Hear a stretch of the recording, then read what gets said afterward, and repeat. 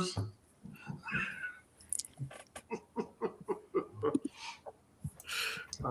Sarah, if you'll be so kind as to inform on the Substack. I'm watching for it. Chat comes up.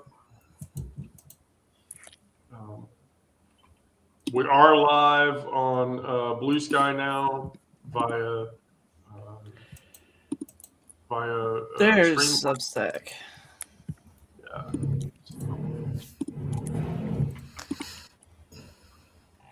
Bugs. Come on, Substack. Come through.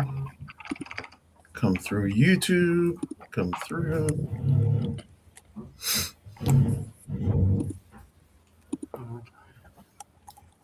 All right, there we go. So yeah, let me copy this and drop this in. I apologize to everybody who's watching, but I just want to. Okay, so here we go. The week, it still sucks, and it's gonna suck.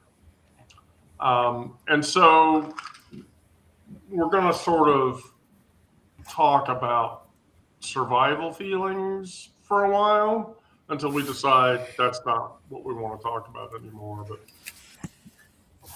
so I'm just going to go right into it, and then people can share their perspective.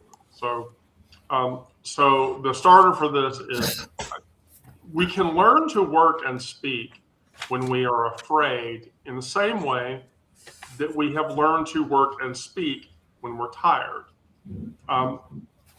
For we have been socialized to respect fear.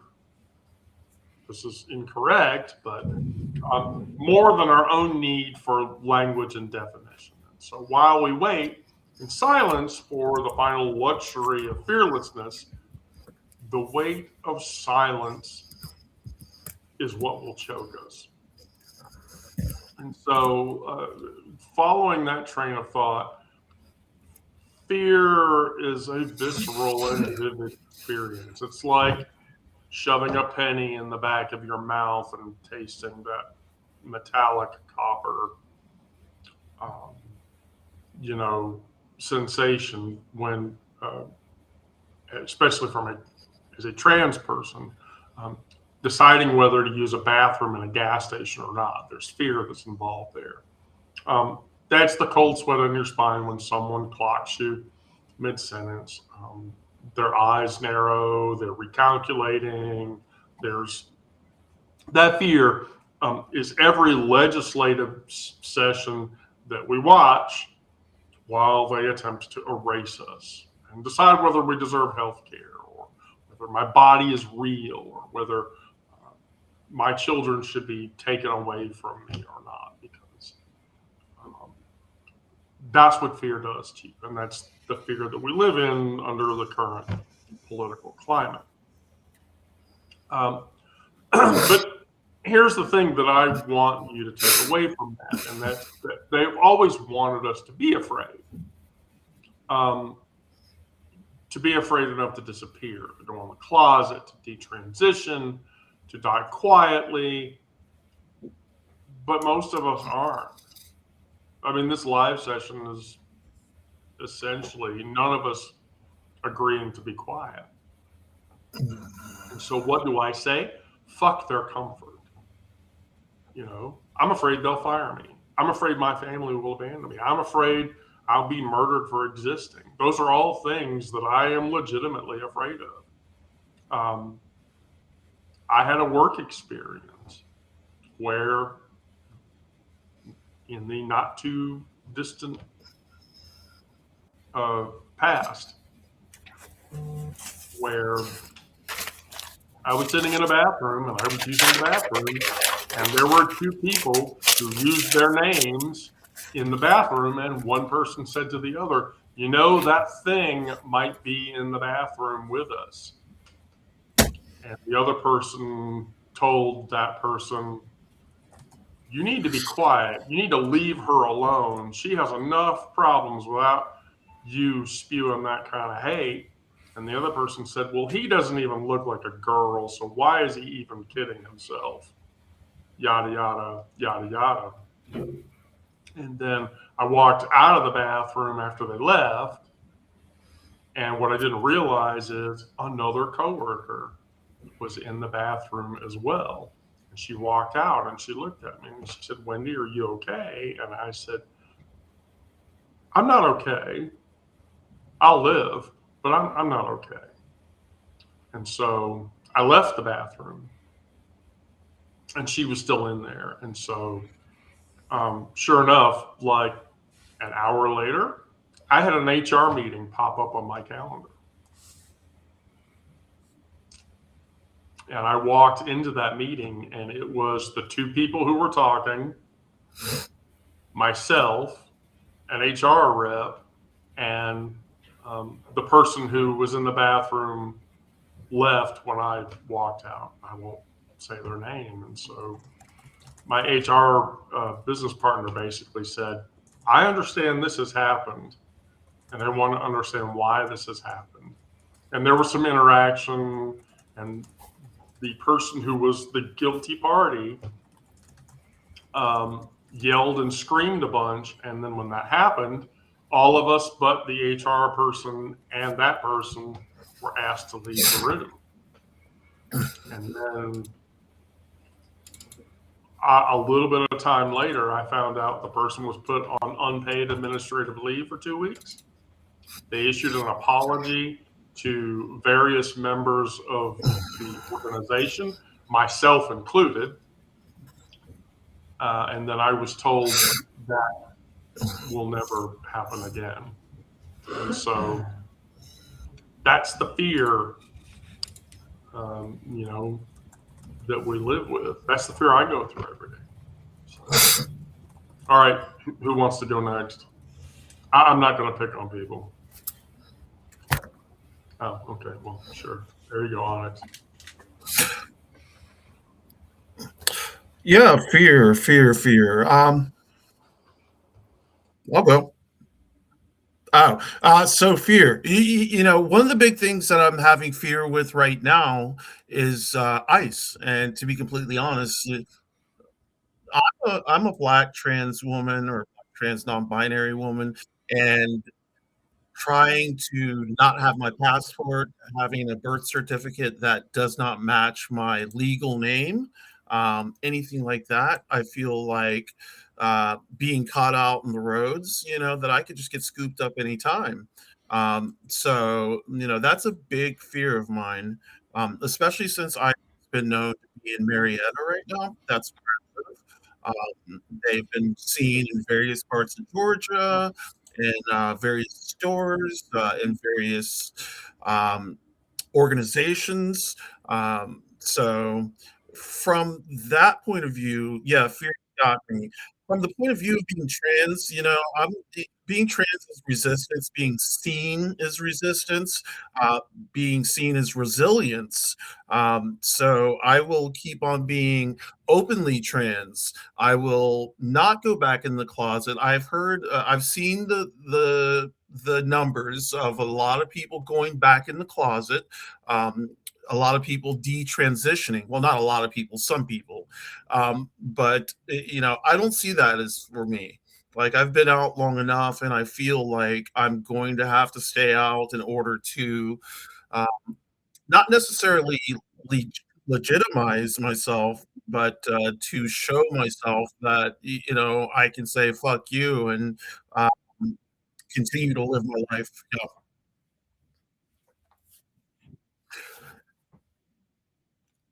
At work, I've never had any kind of problem, or when I worked, I never had any kind of problem with my presentation.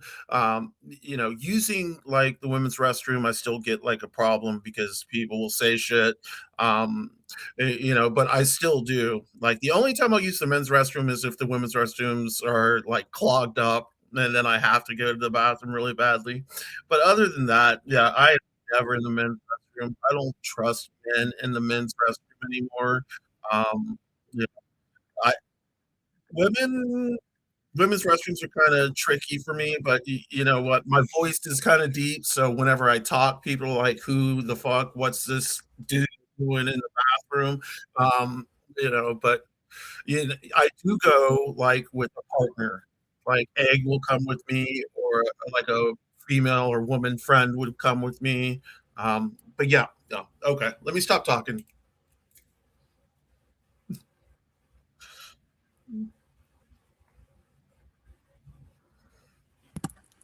Wendy, Now I'm we're gonna gonna pick. pick on people. No. Um, yeah. So, on the bathroom fear thing, I've there's all this propaganda about us being predatory in bathrooms, and like none of that is based in reality.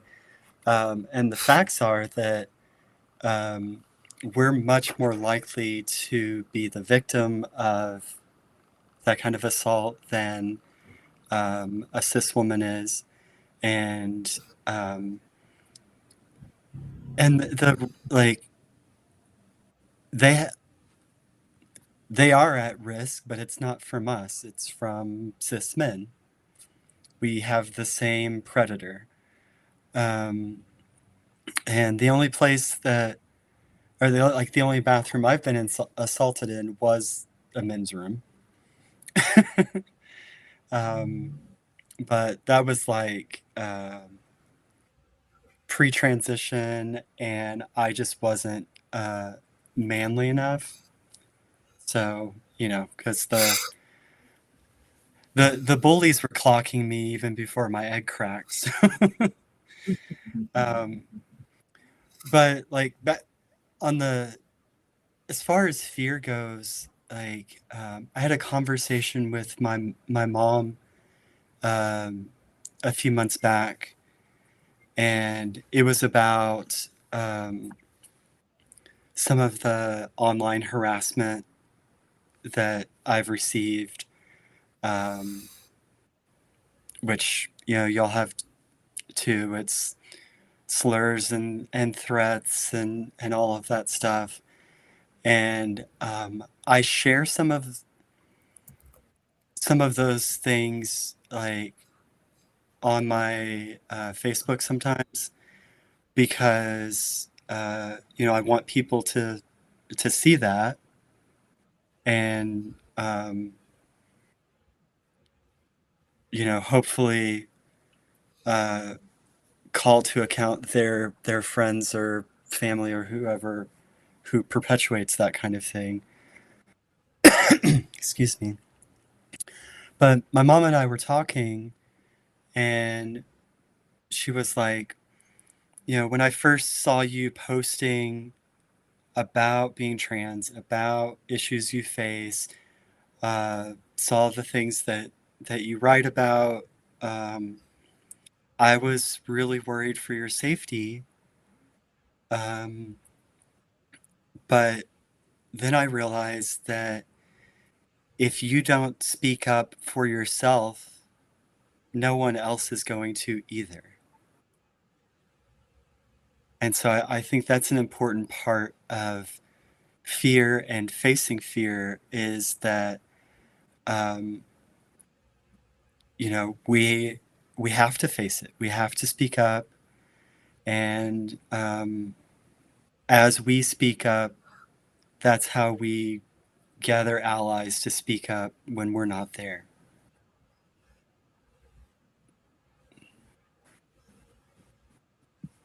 Yeah, I certainly, I certainly agree with your point.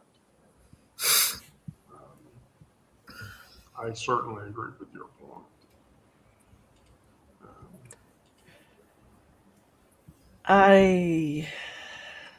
Without touching on the political stuff, I feel like my fear has been replaced with rage.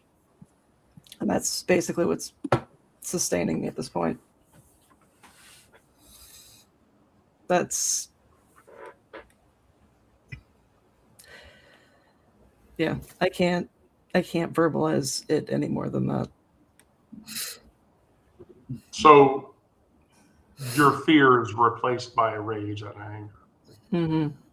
Does that happen because of your inability to act? Probably. Or your fear that what action you can take won't have an impact? Yes.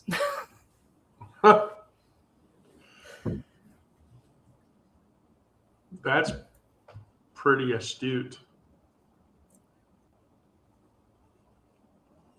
But also, like any action that is fueled by rage, what kind of negative impact will it have on the people around me?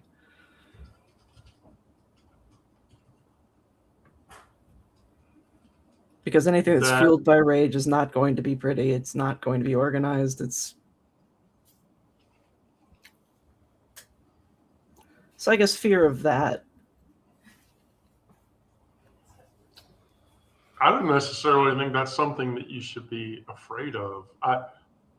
The other members of the band can comment, but especially if you channel that in the right direction, I don't know if that's something that's worthy of being afraid of. Therein lies the problem. The channeling, is that the... Yes. Yeah.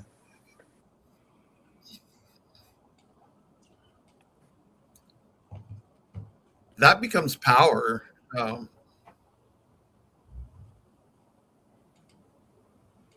I certainly agree with that. Yeah, I think so. It's the channeling part, the focus that may be needed, and that's hard to do when you're in a heightened emotional state.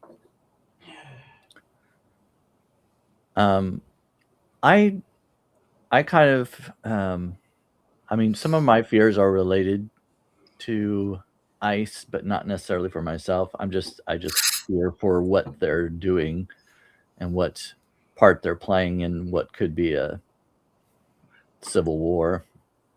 But and of course then it becomes, am I going to be labeled as a domestic terrorist and that kind of thing?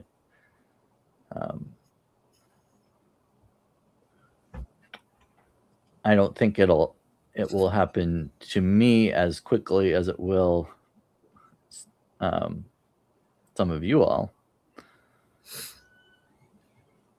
but it'll get around to that if things don't change. I've thought about like some of the stuff that I write about. I don't write a whole lot of politically charged content, but every once in a while there's something. So I do have some fear that will come back. You know, they'll use that as part of the reasoning or evidence to label me. But more of my fear is for the whole of our community, of our nation. It's not so much for myself as an individual.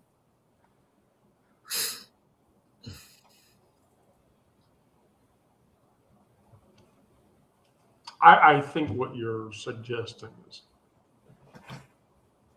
is valid.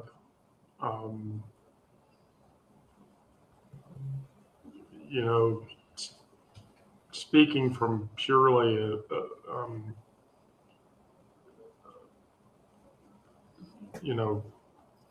middle of the road perspective,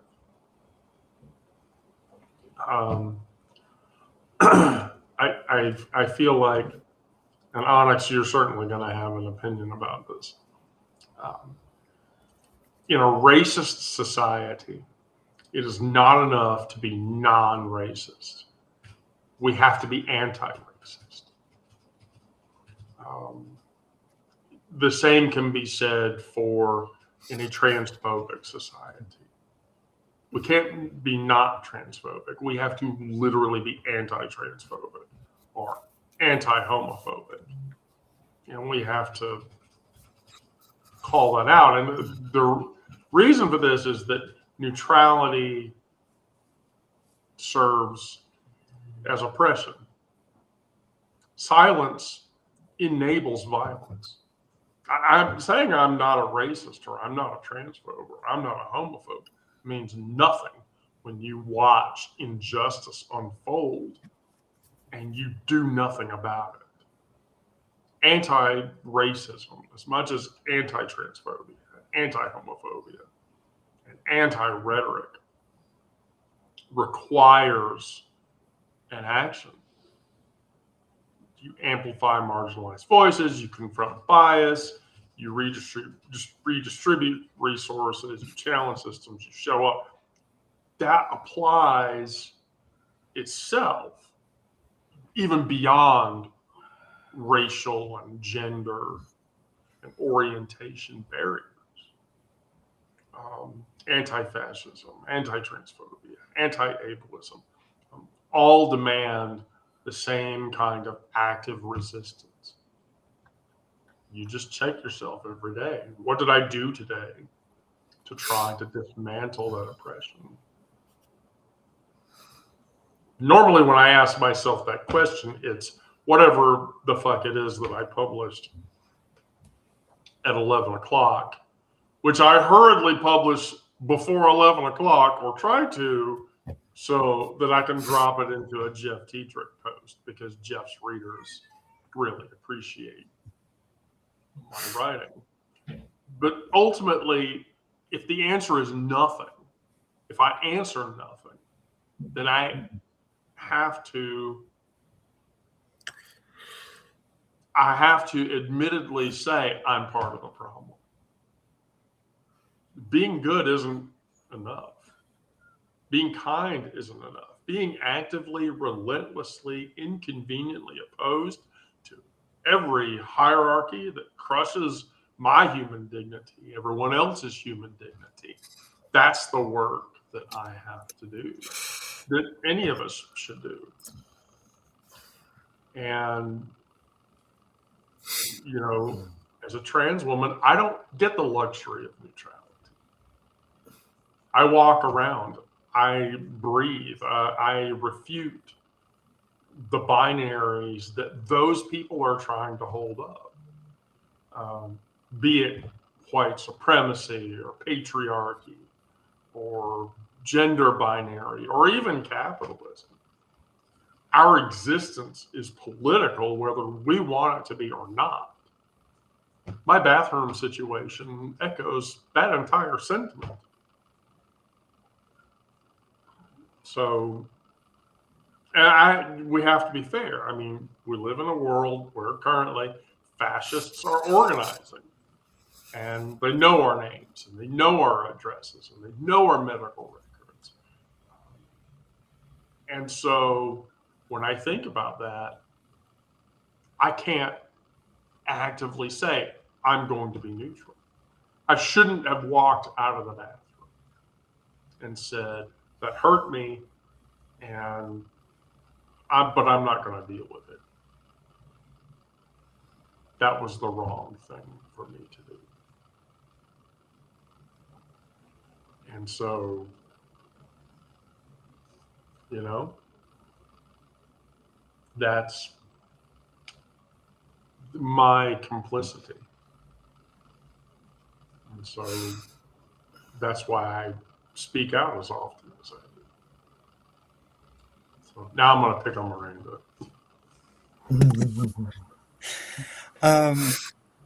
Yeah, so I think something that we should be aware of when we're talking about like advocating for both ourselves and like the communities that we belong to, but also other communities, whether that is because of race or disability status or what have you, is that it's a lot of small decisions. And you're going to make mistakes. And there are times when even if you've spoken out 10 times in a row, you're going to, like let it slide that 11th time because you're tired of speaking out, or you don't feel that you have the strength in the moment. And it's important to like just move on to like the next moment and try to do better. Because if you're beating yourself up about not doing enough, then you're still not doing enough, but you're not doing enough and you're beating yourself up. So you have to say, I didn't do enough in that one particular situation, but I learned something from it. The next time I'll do this thing differently, or I realized because I didn't, maybe I didn't speak up because I lacked knowledge. I see a lot of that where it's like, well, I can't speak up for trans people because I don't know trans issues. Well, the answer then is learn about us, like ask questions and like seek out the resources that can help you be a better advocate for different groups of people. Wendy, you made me think of a song.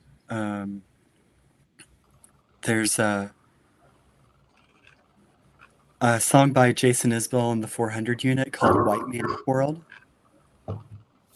And he's singing about being a white man and then looking around and like seeing all of his privilege and, looking at his daughter and knowing that like if he's not actively fighting against whiteness, then and patriarchy, then he's not giving her the world that he wants to.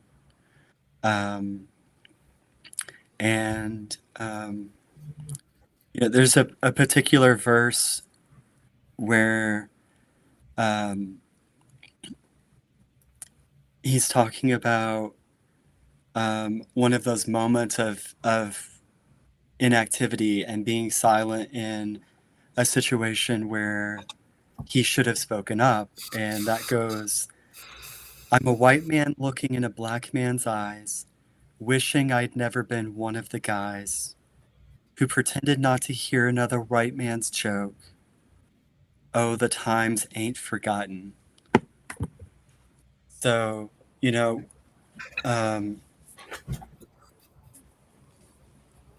I think that speaks to a lot of things, but it's like that recognition that you didn't use your privilege when you should have is a step toward using your privilege the next time you're in that spot. I would agree with that. And those words are pretty powerful, Miranda. They really are.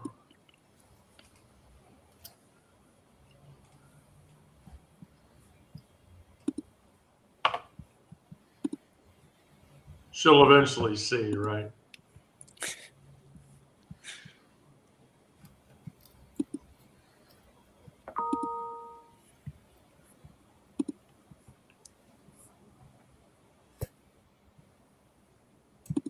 Onyx. Oh, sorry. Awkward. I like the idea of admitting your mistake. Yeah, I like the idea of admitting your mistake, doing better, and moving on. I like that. I as a once again as a black trans person, um in an interracial relationship, we've been married for 21 years, together 20. um we both had to navigate what it means to be both black and her to be white, for her to confront internal biases, of since I was the first black person she dated, and her family wasn't used to dating, her bringing home a black person. Like there was a lot of firsts for her and a lot of firsts for me with her. I had to come to an understanding within myself that I was going to have to deal with this family, and this family may be racist, but how am I going to handle that? How am I, as a black trans woman, non-binary person, how am I going to handle this? um, and the way I handled that was education. Now it's not my place to educate everybody I come across, but I do try and leave some crumbs, so that way they can find their way. I'm not going to educate every single person, but yeah, crumbs. I feel like um, hmm, I feel like we need to try to lead people to not necessarily the right answer, but the right answer for them. But that right answer has to include uh, anti-racism. It has to include anti-transphobia. It has to include dropping the patriarchy. It has to include dropping capitalism. Like all of these things.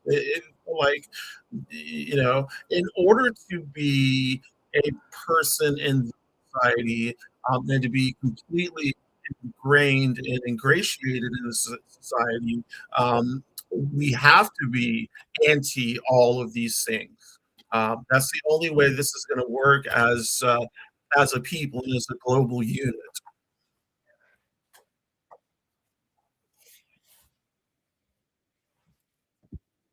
I like what you said about crumbs there, because it's like we do have um, different impacts on different people, and you can't always be the one who's teaching them, James Baldwin necessarily, but Right. you can help them get moving in the right direction with your positive influence. Brandon. As far as kind of learning and doing better next time, as Miranda was saying, it reminded me of I wrote an article about racism published earlier this week, and it was about an experience I had when I was a child, and wishing I could go back and do more than what I had at the time.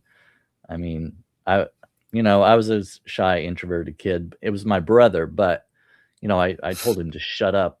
But I wish I would have. I said in the article, I wish I would have could go back and beat his face in. But um, yeah, as far as being actively anti-racist, anti-homophobic, it reminds me of the I think they're called Good Samaritan laws that are in some states. And I never knew those even existed until the series finale of Seinfeld, when they were, standing around watching as some guy was getting robbed, I think it was, and they did nothing and were arrested for it because they were complicit. Basically, they didn't do anything to stop it. And I think that kind of goes back to this subject. If you hear a transphobic, homophobic, racist joke and just ignore it, if you hear someone else saying it and you just don't say anything, you may not laugh, but you may not actually confront the person, and that is complacency, I guess. Complacency, are those Complicity. complicity? Yeah. Sometimes I get my words mixed up, even when I'm not high.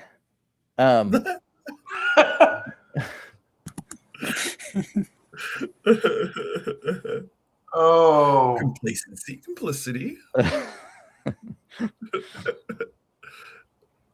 Anyway, yeah, I think we all need to, and as far as education, like Miranda was saying,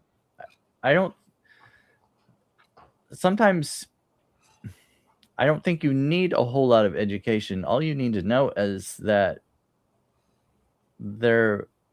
everyone should be treated decently and with kindness. That's the minimum. Like, there's no excuse for not doing that. You can't blame lack of knowledge or lack of experience or whatever else. There should be a level of decency in everyone.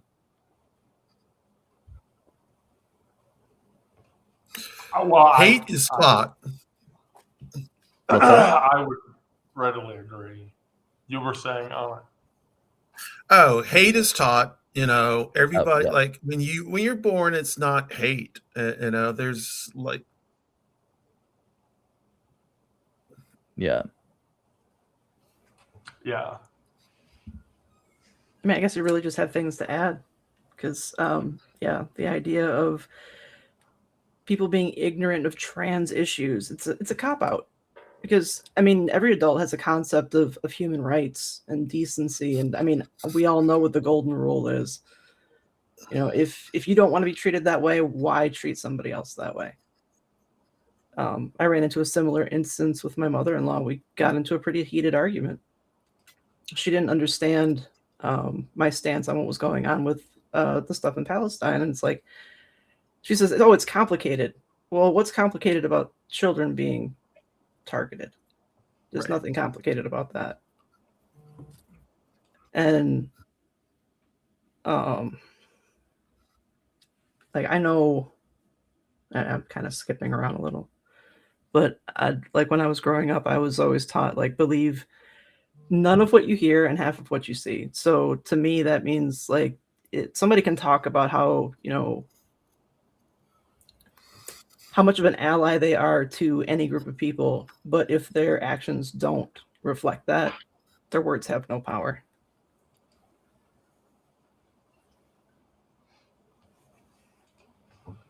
I mean, you're not wrong about that. You really are. The problem is with that statement, is that's the way that MAGA's and Trump's base functions. Don't believe anything you hear and only half believe what you see.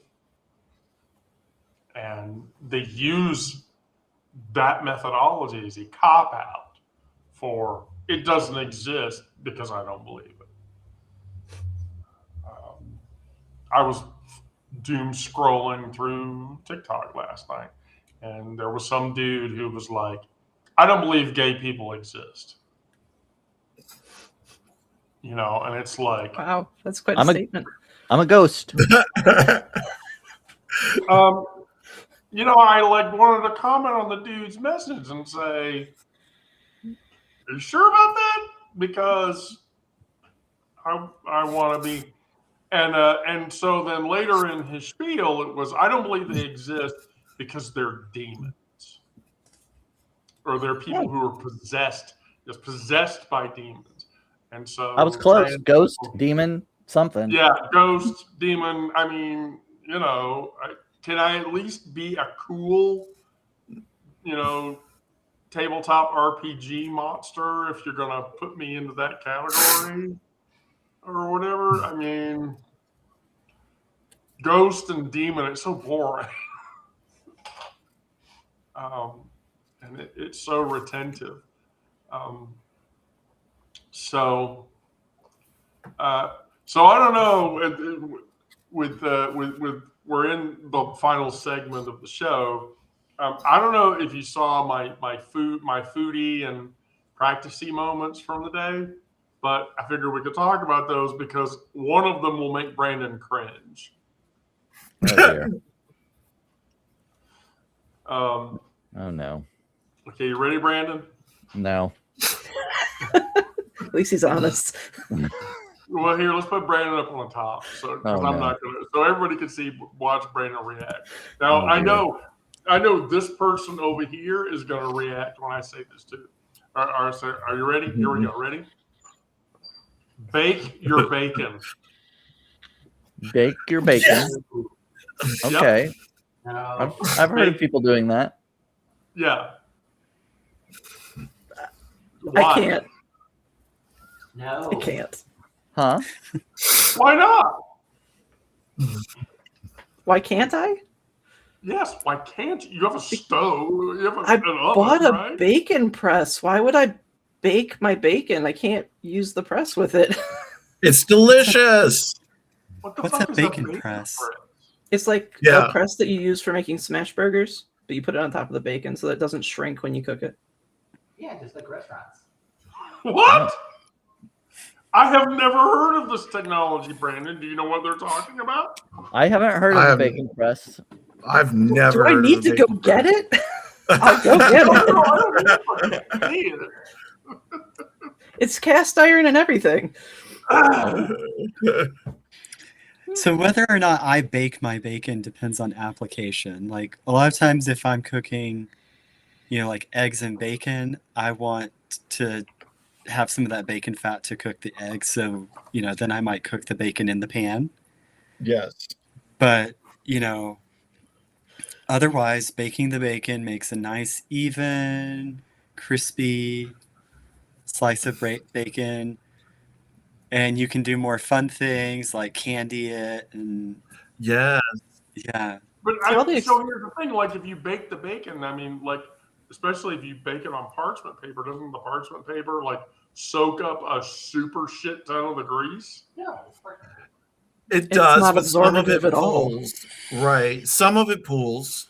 Okay. Well, I thought you usually bake it on a I do like a wire rack. yeah, like Yeah. something that to catch So the the grease fat underneath, so fat it's just not. drips underneath. Yeah. All of my experience with baked bacon has been not crispy. I don't eat a lot of bacon actually. I don't I don't eat buy that it. much either. It's We have I- it every I don't- once in a while. I I don't like a thought lot of everybody fried liked things. I thought everybody liked bacon. Oh, I love Like, bacon. bacon. We I just thought have it every bacon once in a while. bacon's a staple to certain. Yeah. I mean, Waffle I've heard House. that. It's like I just don't. It's fine, but I don't ever buy it. All right. Well, gosh, I mean, I really thought the first of my food and nourishment items for today's daily. I was sure that was going to be the one that was going to get it. Okay. All right. Start a broth bag. Okay, I read just a mention of a broth bag. I do not know what that is. What is a broth bag? I have one of those Okay, actively so- going in my freezer. Do you, Oh, you do? Know What the, is it? You know the story? Do you know the short story? Miranda will know what I'm talking about. Do you know the short story of Stone Soup? Yeah. That's what it is. So basically, you get a random broth of whatever variety, beef, chicken, or vegetable, or whatever. And so then you cook through the week. And as you cook through the week, the leftover vegetables that you have from whatever it was that you cooked go into the bag. And then at the end of the week, you basically make a vegetable Broth. stew mixture, whatever, and you eat that as a meal. Okay. Okay, that's not how I use it, but okay. I mean, it's basically free nutrients, zero waste. It will flavor the shit out of the broth that you put into it, and you can make an entire soup out of it. Very recently, I'm an Aldi's shopper, so one of the things that I get at Aldi's is this freezer bag stir fry noodly thing or whatever, and it didn't have enough chicken protein in it. So don't laugh when I tell you this, but I ordered a bunch of chicken McNuggets from McDonald's. Diced those up, put them into the mixture, mixed it up, and it was actually really good. So Okay, I have a problem so far. Right okay, now. problem so far. I want to hear this. Where do you shop again? I shop at Aldi's. It's Aldi. It With is no Aldi. Okay, I'm sorry. Oh my God! I feel like you're judging me now.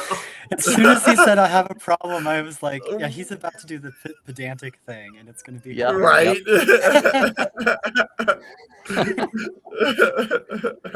No, but my mom says that, my grandma used to say she's going to Walmart's and put the S on the end of it. Or Myers or Kroger's. Well, I like with Yeah, Gizmo, Kroger's. Yeah, well, when Gizmo was like 8 or whatever, Gizmo would never call it Target.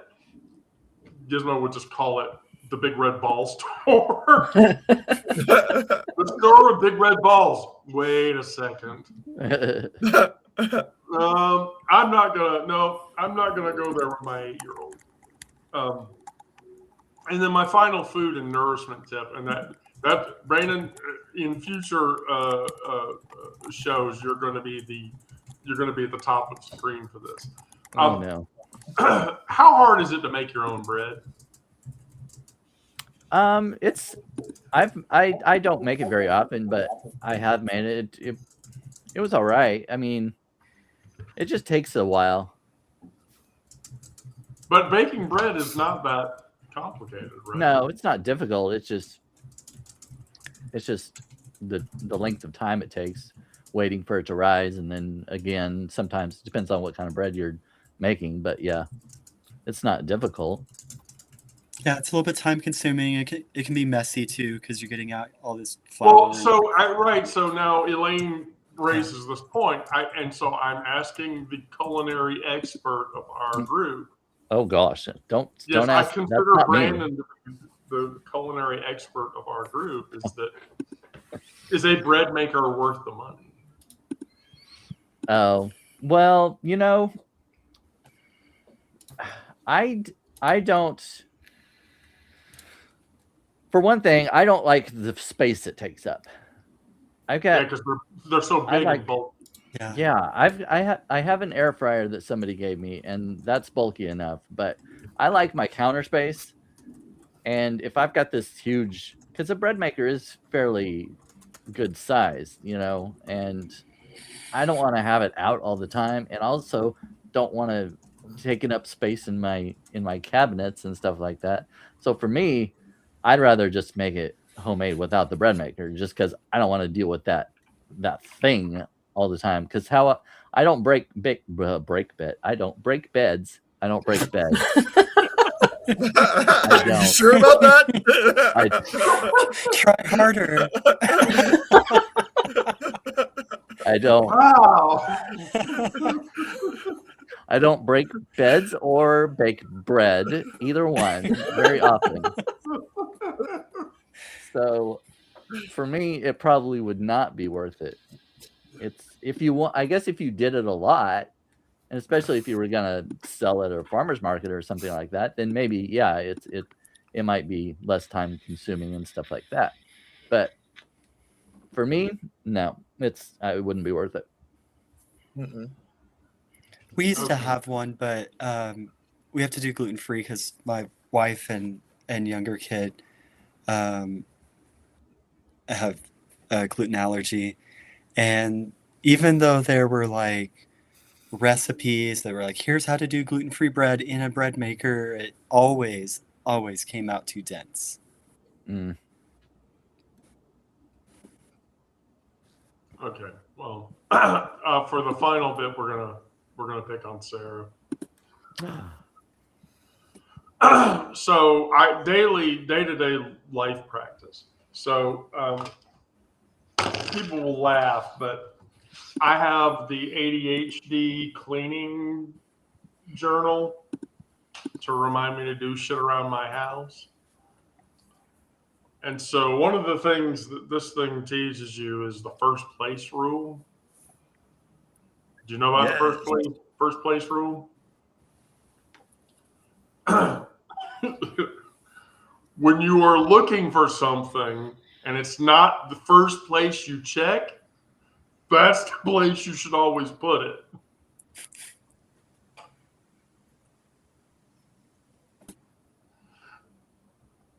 Pure logic. If you go looking for something and the first place you check it's not there, that's where you should put it. That makes sense. Now, if it's on the floor, that's probably not a good place to put it. Or in seasonal clothing.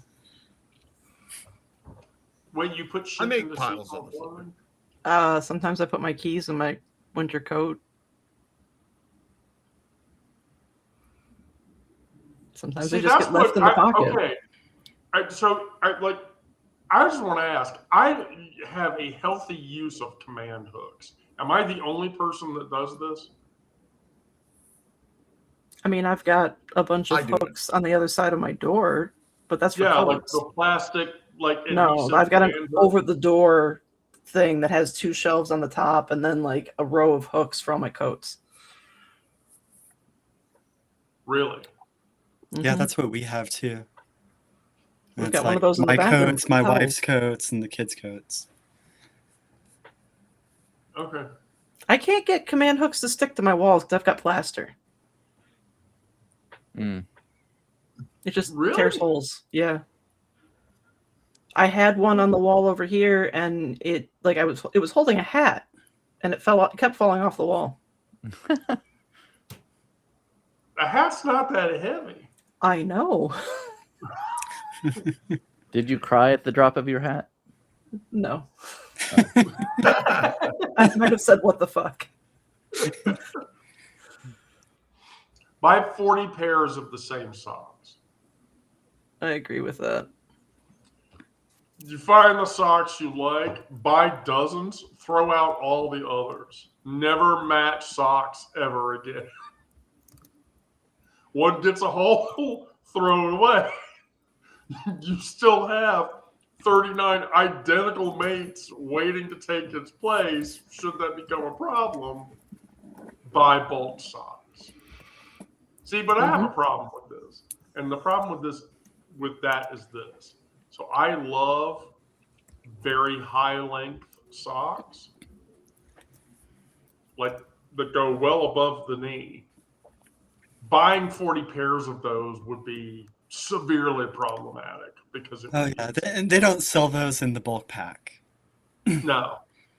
No. Your options in the bulk pack are like crew socks and like ankle socks or whatever. You know, and then like a nonsensical trans woman, I bought like 3 pairs of the fleece lined tights that look like you're just wearing tights or whatever, and so but those deteriorate over time. And then I bought like they swear they're no tear opaque tights or whatever. Oh, they tear all right. So the 40 pair of sock thing, like if you're a Bombas wearer, she's a Bombas wearer. She wears Bombas. So I get. But the problem with Bombas is like if you order a big pack of Bombas, invariably they're not the same color. And so that sort of like sticks that one I bought my first Now pair I have of another pants last cooking year. one. Yeah, I have another cooking one, and this is going to end up being a Brandon question. Oh But dear. Sarah can maybe answer this question. So make coffee at home. So Mhm. Starbucks is fucking a highway robbery, right? You go to Starbucks, that's like too much money. So I if you completely buy agree. like a Reveal espresso machine, and okay, really, you've already been to Wow. Starbucks today, Brandon? Is that what No, you're telling me? I had a gift card that I got for Christmas. So this is not my own money. Okay. So the question is, like, if you buy a Reveal espresso and coffee maker, is that a financially worth it endeavor? I would say so. I mean, Miranda, you have a pretty extensive coffee setup, right? Mhm. And you don't buy Starbucks coffee, No, but you walk to the coffee house and you buy their yeah, coffee. right. But the thing with going to the local coffee shop is I'm going for the vibes and the environment and the people. Right. And so spending a few extra bucks for the coffee versus what it would cost me at home is, you know, paying that for that point- experience, I guess. Yes, you're paying for the experience. Yeah, there's human interaction there. So But we it's have funny. our main coffee machine is one that has different settings for like regular brewed coffee, extra strong, so you can make iced coffee, or extra strong, so you can do like not quite espresso, but it's still a little bit stronger. So if you want to steam some milk or whatever, Right. that's an option.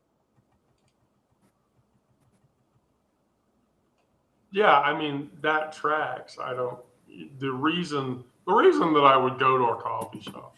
So we're gonna move in like 2 months, 3 months, or whatever. And the place that we've chosen to move, there's like a coffee shop a block away. There's a Waffle House a block away, and there's 2 fairly decent pubs and bars like a block away, block and a half away, or whatever. I'm like, great. That's absolutely perfect. I can live with that. It's acceptable for me to go into one of those places, pay for a beverage, just to get the extra human interaction. Because paying for the human interaction, even minimally, is an acceptable circumstance from my perspective. So, yeah, I would readily agree. I don't know, Brandon, do you go to the coffee shop local to your space very often? Not very often. Working from home, it doesn't make sense to drive into town to get coffee and then drive back to. I mean, you're also, you're spending money on coffee, but you're also spending money on gas back and forth. I make my own coffee every morning, and I have a couple different machines. I have a K-Cup machine because sometimes, especially in the evening or something, I just want 1 cup. And to make a pot of coffee that's just doesn't have a lot in it, it just doesn't, I don't know, it doesn't make a lot of sense. But my other coffee pot, I make more of that, drink that in the morning. I don't often go to Starbucks, but today I was in town getting stuff because we're supposed to have a bunch of snow possibly this weekend, and be really cold, and I'm not going to want to get out. So I just wanted to have everything I wanted. I didn't really need much, but anyway, since I was in town already and I had this gift card from Christmas that I haven't used up, I got a I don't know if you can read it. Grand. Oh well. Okay. Well, it says Grand. grande white chocolate mocha. And I Well, really do like hold that. on a second. What? You're drinking a white chocolate mocha. Without peppermint? So With oat milk. with oat milk. Okay. That's literally, if I drink coffee at Starbucks, that's literally the only thing I drink. Oh yes. See, Although I do- most of the time, because I have what the fuck?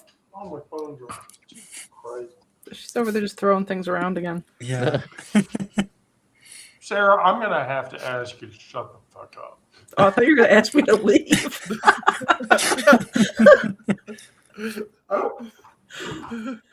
I change it up sometimes. I mean, my coffee solution at home Wow, this went off the rails really quickly. That went off the rails horribly. Sure, okay. My coffee solution at home is literally a water boiler and the big bulby Chemex pour over when I make coffee. Now I have a shit. I was a trade coffee membership person. You know, I had the trade coffee membership or whatever, where they sent me 2 bags, and for like a year, so I have like a whole shit ton of unopened coffee. Of bean stale bags. coffee. Yeah. Well, it won't be stale because they're sealed, but anyway, but keep when I mine make in the- coffee, yeah, that's I'll keep, if I have like a bag of it, I'll keep it in the freezer, so because supposedly that keeps it longer or whatever. But If it's vacuum Oh, it packed, does? it doesn't matter. But yes, wait, it does matter or it doesn't matter? if it's vacuum sealed, it doesn't matter. If it's vacuum Okay, sealed, if it it's doesn't vacuum matter. sealed, yeah. See, all of my bags are vacuum sealed. Not if they've got the little holes in them from the manufacturer. Yeah, if it has Like- the little vent. If Part. you can squeeze it and smell it, it's not sealed. Yeah, If you can squeeze it I should check that. I've Put it got in the an freezer. impulse sealer that will suck all the air out of it, and then nice. like the heat seal it. Okay, I was not keenly aware of this. See, for as much as I drink coffee, I am not coffee aware. Of course, I I know spent a week people- in Miranda's apartment, and she makes great coffee. So. I know people like that Sarah was talking about that suck all the air out of the room. Yeah. Sure about that? I think so. All right, well, with that, I'll bring it to a close. Miranda's typing. Miranda, you sound like you're angry at your keyboard. I was typing quietly. It's like Oh it's like- no! Look. It sounds like the chat room is lit, you know? Yeah, can you hear that? Is that loud? How That's loud not is that loud. Darn. That keyboard is intentionally loud. So we're tired, and we're just trying to get by. And here's the thing: while we're up here having this talk, there's people out there who are trying to undermine us getting through and surviving all this bullshit. But they keep miscalculating. And why? Because we've been dying and surviving and thriving in cracks of their system for generations. That's not going to stop. I'm not going back into the closet by any means. But that doesn't mean that I can't find a space in a location where I feel safe enough to express myself. And so, we know how to hold each other when the state won't. And that's the long game. It's not the comfortable one. It's not the one where we get to rest, but it's the one where we become ungovernable. That every act of care and sedition, where our existence, messy, imperfect, and defiantly visible, becomes the crack that splits their foundation. And so, I don't know about you guys, but I'm going to keep being loud, connected, and fucking alive while all of this shit burns. And if that means I have to grow food and get angry and do and say shit, then that's what I'm going to do. And I prefer to do it with all of you guys than have to go out there and do it to people who are going to call me a thing and misgender me and say really mean shit. The future isn't handed down from the powerful. You shouldn't think that. It's built by the people that they try to get rid of. One stubborn act of survival at a time. And so we build it down, we get through it. And that's how it works. Does anybody have closing thoughts? I'm a horrible orator, by the way. Oh, you can't see it. I have a closing thought. Okay, I want to hear it now. So you were talking about how they keep miscalculating, and that's because evil is boring and it's methodical and it's always the same thing. They use the same tricks over and over again. They think that force is how to solve problems, but we're more creative than they are. And that's why they can never really get rid of us. I mean, that mentality is summed up by my favorite comedic actor, Rick Moranis, in the Mel Brooks classic Spaceballs, which is the greatest science fiction movie ever made, in which he says, evil will always triumph because good is dumb.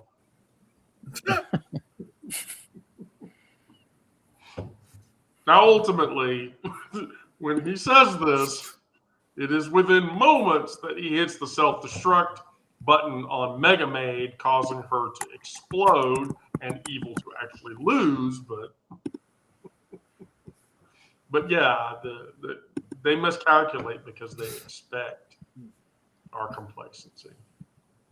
And we won't be complacent. I mean, I'm not going to be complacent. I wouldn't expect either of the four of you to be complacent either. Complacency is not fun anyway. The only thing I'm going to be complacent in is this being a problem. Yes. Right. Yeah, I agree 100%. So, in closing, I can do this again tomorrow at 1 o'clock. Do you guys want to do it? Yep, let's do it. Sure, why not? It's Friday. Not sure. Oh, not sure. But we can tee it up with 4 people.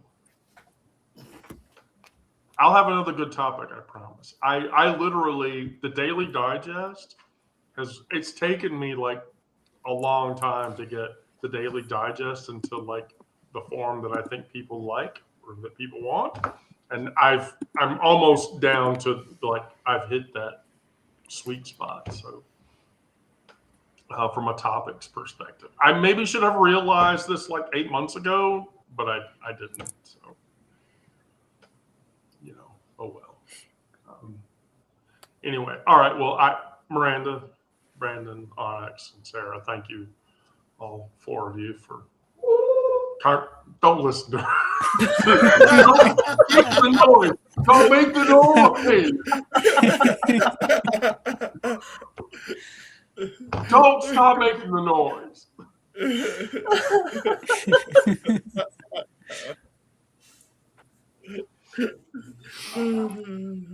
You know, I'm just going to tell you one day she's actually going to have to come on to the show. Ugh. And I can't wait for that to happen. All right. To everybody watching, thank you for participating. We'll be back tomorrow at 1 o'clock, whether we have the whole band or not.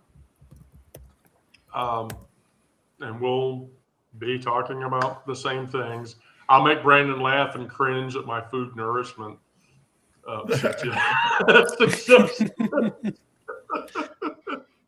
Wendy, if you decide to get loud and angry, just try not to do it at Aldi's.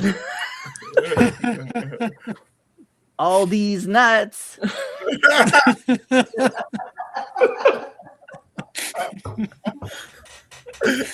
How did I know you were going there? Right.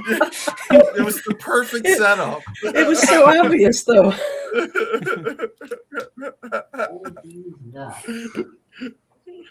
Now you got her doing it. You're the end of the shit. Oh, okay. To everybody watching, be good, do good things, stay safe out there. We can't do this without you guys watching. I can't do this without the band, which I never want the band to break up. Let's just promise never to break the band up. That's how we'll get through it. I'm not going to be Murrow, but I will say good night and good luck.